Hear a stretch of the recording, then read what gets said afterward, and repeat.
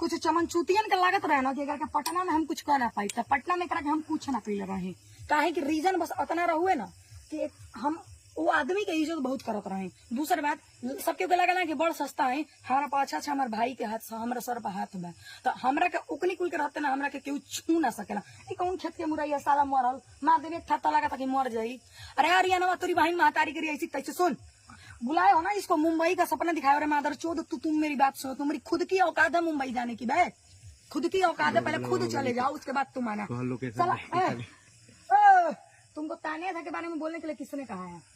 कोई बहका दिया ऐसा। किसने बहकाया था? नाम याद नहीं है मगर ऐसा हुआ। आर्यन जीएफएक्स के लिए तुम पटना गए थे ना एकदम सीधा सीधा जवाब देना। गया था आर्यन जीएफएक्स के लिए उसने तुमसे क्या कहा था?